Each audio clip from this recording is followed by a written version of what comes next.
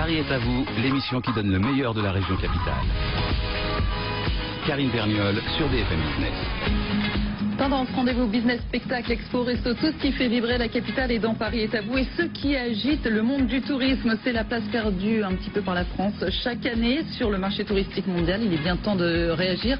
Le président de la République, il y a quelques temps, avait érigé le tourisme en cause nationale. Et puis le 26 novembre dernier, Sylvia Pinel, la ministre du Tourisme, a lancé les assises du tourisme jusqu'au printemps prochain. Les professionnels, mais pas seulement eux, on va le voir, vont plancher sur la question. Alors, quelques pistes de réflexion aujourd'hui avec nos invités. Antoine Cachin, bonjour. Bonjour. Vous êtes le président de l'IFT, l'Institut français du tourisme, qui regroupe donc des professionnels, des entreprises, des collectivités locales aussi, des organismes de formation et tout ça pour améliorer toujours plus l'industrie touristique française. Jean-Michel Couve, bonjour. Bonjour. Vous êtes le président d'Avenir France Tourisme, une association créée en juillet dernier, pour l'instant avec des élus nationaux, locaux et puis petit à petit aussi qui va grossir. Jean-Marc Banquet-Dorx, bonjour. Bonjour. Vous êtes le président du UMIH Île-de-France, Union des métiers et des industries de l'hôtellerie, principal syndicat des hôteliers restaurateurs. Okay. C'est bien ça. Alors c'est vrai qu'on dit souvent la France s'endort sur ses lauriers, il faut une véritable révolution industrielle du tourisme. On va rappeler quand même quelques chiffres avant de commencer ce débat. Le tourisme, c'est 7% du PIB, 2 millions d'emplois directs et indirects. Quelques chiffres, c'est là qu'il faut réagir. La France est la première destination en nombre de visiteurs, la troisième destination en termes de recettes et la septième en termes de compétitivité. Effectivement, quand on donne ces chiffres, Antoine Cachin, on voit bien qu'il faut faire quelque chose, qu'il est temps de réagir. Ces assises qui ont été lancées, ce ne sont pas les premières. Il y en avait eu il y a quelques années. Ces assises lancées par Sylvia Pinel, est-ce que vous avez l'impression que là, il y a un véritable élan, une véritable prise de conscience? Oui, on peut l'espérer, parce que vous savez, depuis très longtemps, le tourisme a une importance économique, sociale, culturelle très forte, mais qui est généralement peu reconnue par les autorités. Donc là, il faut se réjouir plutôt qu'ils prennent les choses à bras-le-corps. Et donc, effectivement, il était décidé de réunir des assises qui regroupent la plupart des intervenants. Je pense que c'est une prise de conscience du fait que, petit 1, il y a un potentiel énorme dans l'activité touristique en France qui n'est pas suffisamment valorisé, et petit 2, que cette situation touristique de la France a plutôt tendance à se dégrader dans un monde de plus en plus mondialisé où la compétitivité est de plus en plus nécessaire, et donc je pense que c'est une bonne nouvelle. Alors, il va y avoir des réunions, 3 comités de pilotage sur 3 mois, c'est ça. Vous avez les conclusions vers le printemps prochain. Il y a une nouveauté aussi, c'est que le public est amené à donner son avis. J'ai vu qu'on pouvait sur www.assise-tourisme.gouv.fr, les uns et les autres, si vous voulez donner votre avis pour faire avancer les choses. Comme on dit, vous êtes les bienvenus. Antoine Cachin, vous y participez, vous aussi, sur le thème « Faire des métiers du tourisme une filière d'excellence ». C'est bien ça? Oui, c'est ça. C'est vrai que la question peut-être de la formation des métiers, c'est peut-être la question qui vous tient à cœur. Je disais 2 millions d'emplois directs et indirects, et pourtant je crois que c'est 50 000 emplois vacants. Oui, il y a 50 000 emplois non pourvus dans le secteur touristique, ce qui veut dire qu'il y a une inadaptation à peu près de l'offre et de la demande d'emploi. Donc, ce qui veut dire que la formation va jouer un rôle fondamental pour mieux ajuster l'offre et l'emploi.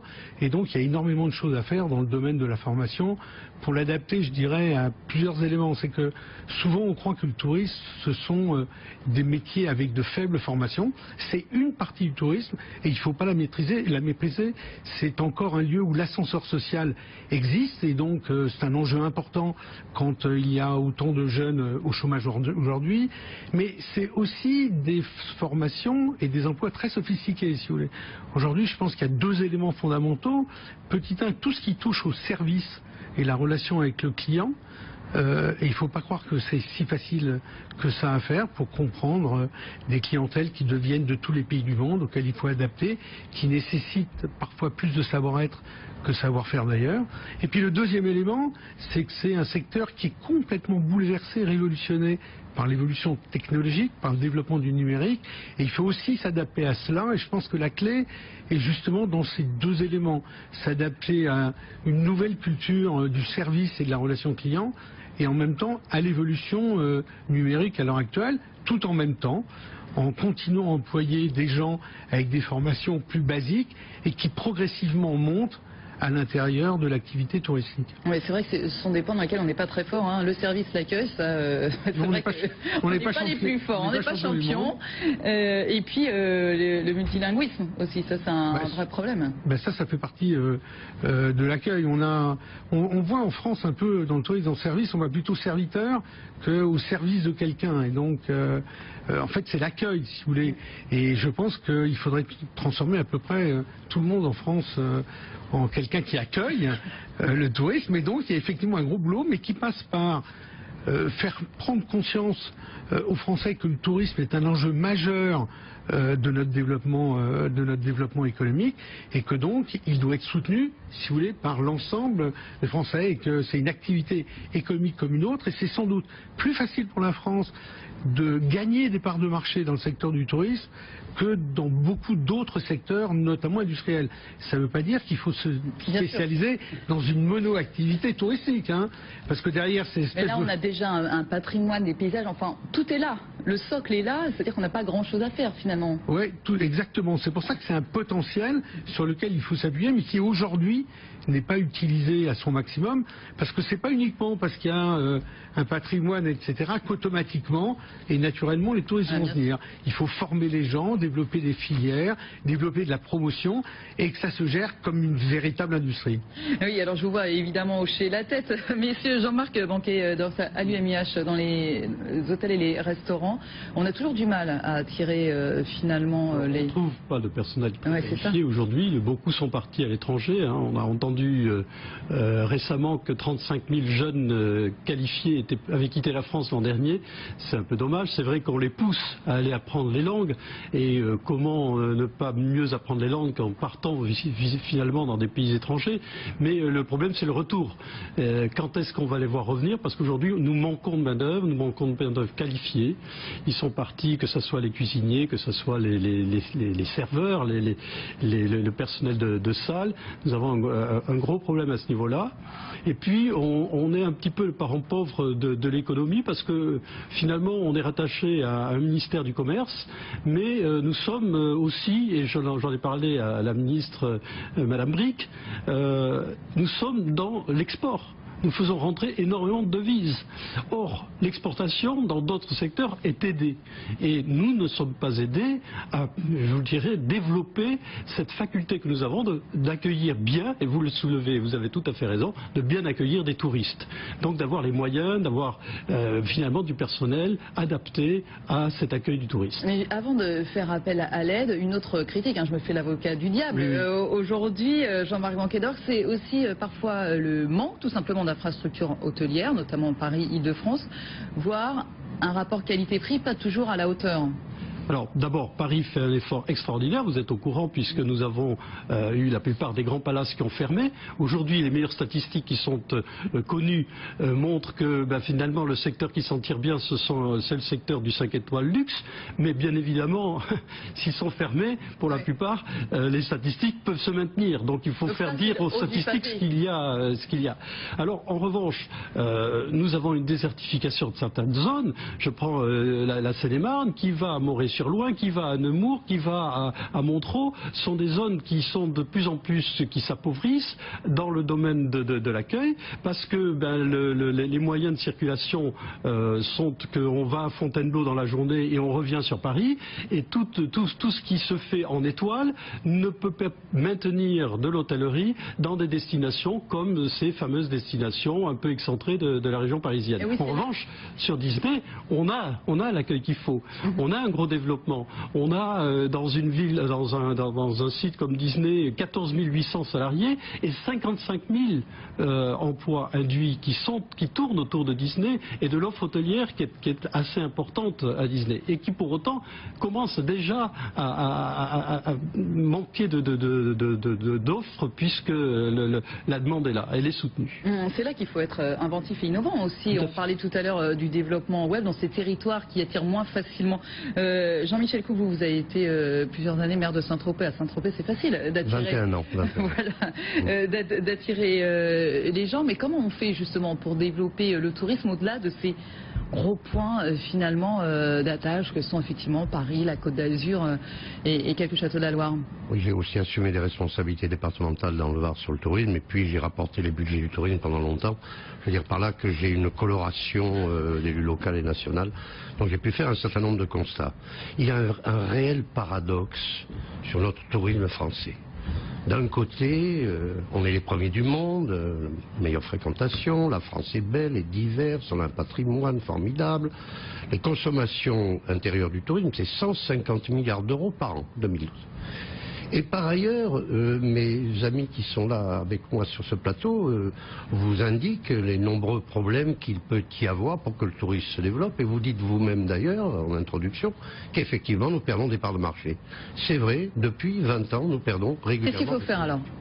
Eh bien, ce qu'il faut faire, c'est qu'il faut qu'il y ait d'abord, je crois, je suis convaincu, plus de considération sur les réalités de ce qu'est le tourisme et son potentiel de développement au plus haut niveau de l'État. Jusqu'à maintenant, il est vrai qu'on a toujours considéré que c'était une économie qui marchait bien, qui allait de soi, que les touristes de toute façon venaient et revenaient, Paris est belle, la France est belle, etc. Ben non, il faut être beaucoup plus concurrentiel vis-à-vis de pays émergents qui ont déjà émergé, qui sont des pays récepteurs et qui nous dament le pion en ce moment. Et ça veut dire quoi justement par rapport à ce que je disais? Il faut maintenir ce tissu de PME, de TPE touristique. Il faut d'abord considérer que le plus important, ce sont les politiques publiques. Et il faut qu'elles soient impulsées, je le disais, au plus haut niveau de l'État. Il faut que ce soit une volonté politique. Et je salue d'ailleurs le propos du président de la République qui a déclaré, c'est la première fois que j'entends ça, que le tourisme devait être érigé en grande cause nationale. Eh bien écoutez, c'est un immense espoir qui se lève en France et nous allons tous y participer, moi aussi d'ailleurs, à ces assises extrêmement intéressantes. Mais alors ceci dit, je disais tout à l'heure avec monsieur Novelli, je crois, il y a quelques années, il y avait déjà eu des grandes assises, il y avait beaucoup de résultats. Une fois qu'on prend des grandes décisions, qu'on fait des grandes annonces, qu'est-ce qu'on va faire sur le terrain? La différence, c'est qu'aujourd'hui, le président de la République a déclaré que ce serait une grande cause nationale. Très bien. Donc nous ne pouvons qu'espérer que ces assises aboutissent à des modifications et des réformes. Et je prône depuis longtemps, et en particulier dans le cadre de l'association Avenir France Tourisme, une grande réforme de la politique nationale du tourisme. Si vous me permettez, très rapidement, nous avons un ministère du tourisme qui est démuni de moyens, avec une ministre du tourisme qui n'en peut bien. Eh bien, il faut remplacer le ministère du tourisme par une délégation interministérielle au tourisme placée sous la haute autorité du Premier ministre. Parce qu'en fait, tous les ministères dépensent des moyens pour des actions à objet ou à impact touristique. Donc il faut rassembler ces moyens et donner une nouvelle impulsion en réorganisant le territoire. C'est ce que disait Jean-Marc Banquedors. Finalement, d'ailleurs, lors de ces assises, je crois qu'il y a une vingtaine de ministères associés. Aujourd'hui, ça concerne tout le monde. Vous vouliez réagir? Il y a tous les secteurs, effectivement, que je dirais, le e-business, le e-commerce, etc., nous touchent de plein fouet. Nous avons dû nous adapter et il reste encore un grand pan de notre secteur qui est la restauration, qui a besoin d'être aidé, épaulé pour qu'ils arrivent à prendre conscience que finalement pour faire connaître leurs établissements, il faut qu'ils se dotent d'outils comme des sites web, etc. Et puis qu'ils soient capables de se mobiliser pour faire une offre cohérente par rapport à ce qui est la nouvelle demande du consommateur. Ceci dit, Antoine Cachin, là, il y a la question de la commercialisation. Ça, c'est une grande question aussi de la commercialisation du tourisme, ses structures, etc. Avec il y a eu une grande bataille entre les grands groupes internationaux qui arrivent et qui veulent s'accaparer tout ce qui se fait en France. Oui, il est clair que les méthodes et les modes de commercialisation ont complètement évolué. Et que maintenant, il y a deux problèmes. Si vous prenez le cas de l'hôtellerie, par exemple, qui se retrouve face à de très gros opérateurs mondiaux qui commercialisent leurs chambres, qui communiquent même sur leurs hôtels, sur leur propre site, et qui donc leur coûtent cher, et donc qui commencent à avoir une dépendance à l'égard de ce genre de système. Et c'est un problème assez classique, même s'il est mondialisé, de rapport entre un producteur et un distributeur. Puis il y a un deuxième problème, qui est l'existence de moteurs de recherche, Google par exemple, pour pas le nommer, qui a à la fois une mission de moteur de recherche, qui en même temps a ses propres services de commercialisation, et qui peut donc entraîner des biais et un manque de transparence. Donc il faut regarder comment on peut agir dans un domaine-là. Mais au-delà de ça, dans le domaine des nouvelles technologies, on a plein de technologies en France, même de qualité. Ce qui manque et ce qui est très difficile à faire, c'est avoir une politique nationale de contenu. C'est-à-dire, l'enjeu réel, c'est d'aller retrouver sur des sites nets l'ensemble de l'offre française et contextualiser, si vous voulez, pas uniquement une chambre, etc. Et ça, effectivement, c'est un enjeu énorme qui est très difficile à réaliser, mais je pense que la bagarre, elle sera plus sur les contenus que sur la technologie elle-même. Alors, au-delà, il y a les structures, aussi les infrastructures d'accueil qu'il faudrait développer et moderniser. Le secteur ne pèse que 3% de l'investissement national. On parlait de l'importance de l'impulsion publique, Jean-Michel Couve, mais est-ce qu'il n'y a pas aussi, à un moment donné, dire au secteur privé, on peut investir aujourd'hui, il faut peut-être pour faire avancer les choses et peut-être un peu plus vite? Bien sûr, mais je dirais que le secteur privé n'attend que ça. Mais encore faut-il qu'il y ait bien exprimé une volonté politique au plus haut niveau de l'État et que cette volonté politique se traduise par des réformes territoriales, des réformes sur le territoire. Vous voyez, on expose là une foule de problèmes qui se posent à tous les niveaux. Si on parle de l'hôtellerie, il faudrait mettre en œuvre un véritable Grenelle de l'hôtellerie. Il y a 3000 hôtels indépendants qui ont déjà fermé. Et le ministère de l'économie et des finances nous dit que 3500 hôtels vont encore fermer si on continue comme ça. Il y a des problèmes partout qui sont difficiles à régler. Mais la base de tout, le fondement, je crois, c'est vraiment qu'une volonté politique au niveau de l'État s'exprime, qu'il y ait un rassemblement des énergies et des moyens interministériels, qu'il y ait une meilleure coordination entre les services de l'État, les régions, les départements, les communes, parce que ça dépense dans tous les sens. C'est plus de 3 milliards d'euros de fonds publics qui sont dépensés en tout. Bien. Eh bien, il faut absolument organiser, structurer. Et nous attendons bien sûr les résultats de ces assises qui, je l'espère, seront positifs. Mais on l'espère tous. Antoine Cachin, avec l'IFT, l'Institut français du tourisme, vous proposez 4 objectifs. Accueillir 100 millions de touristes étrangers. Oui. Retrouver la première place européenne en revenus touristiques, créer 100 000 emplois, atteindre les meilleurs standards internationaux d'accueil, ça fait de beaux objectifs. Pour y arriver, qu'est-ce qu'il faut selon vous concrètement, au-delà des propositions? Écoutez, concrètement, il faut un peu ce qui a été dit autour de ce plateau, mais petit 1, il faut avoir une vraie volonté politique de considérer que le tourisme est une réelle priorité. Et alors le président de la République a parlé de cause nationale, c'est la première fois, mais il a fait devant la conférence des ambassadeurs. Oui. Ça serait mieux si à un moment ou un autre, cette parole s'exprimait devant les Français. Et donc à partir de là découle effectivement une politique de communication sur les chiffres, sur l'importance du tourisme, qui peut faciliter l'accueil, une politique d'accueil qui doit être développée. Et puis après, il faut régler 3 grands thèmes de problèmes, si on les regroupe. Un qui est lié à l'offre. C'est vrai qu'on ne pourra avoir une croissance des touristes que si on développe l'offre. C'est ça. Et effectivement, il y a un certain nombre de problèmes dans l'hôtellerie, ça peut être dans les infrastructures, etc. Et il faut se donner les moyens financiers pour développer l'offre et la relancer. La France a beaucoup moins développé son offre que ses pays concurrents dans les dernières années. Ça, c'est un premier élément. Le deuxième, je pense qu'il faut faire un effort énorme en matière de numérique et de formation attachée au numérique, de s'adapter à l'évolution de ce monde qui est complètement différent et qui touche non seulement la distribution, mais les produits, la manière de créer les produits, la manière de communiquer, etc. Et le troisième point qui est lié aux autres, c'est de revoir tout ce qui touche les formations et d'intégrer dans les formations 2 vecteurs essentiels. Un, la relation avec le client, la notion de service, qui n'est pas courante en France. Et deuxième élément, effectivement, l'adaptation encore aux nouvelles technologies. Et si on avance dans ces chemins-là, je pense qu'on pourra effectivement tirer réellement parti du potentiel énorme qu'on a en France et qui n'est pas totalement valorisé. Jean-Marc Bankledorf, j'ai un peu envie de vous poser la même question, mais concrètement, vous qui représentez l'UMIH Île-de-France, quelles sont les premières actions concrètes que l'on pourrait prendre assez rapidement? Alors les premières actions concrètes, on est en train de les mettre en place chez nous, à l'UMI, en préparant les restaurateurs à se doter justement d'outils pour ne pas être dans le cas des hôteliers qui se sont fait prendre, je dirais, de vitesse par Booking, Expedia et tous les commercialisateurs en ligne. Aujourd'hui, il n'y a qu'un ou deux commercialisateurs sérieux dans la restauration et ils n'ont pas l'audience qu'aujourd'hui a pu obtenir des sociétés comme Booking et compagnie.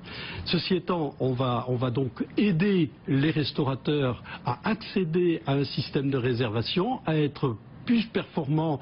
J'espère que Fleur Pellerin nous aidera de certaine façon parce qu'il y a un gros investissement.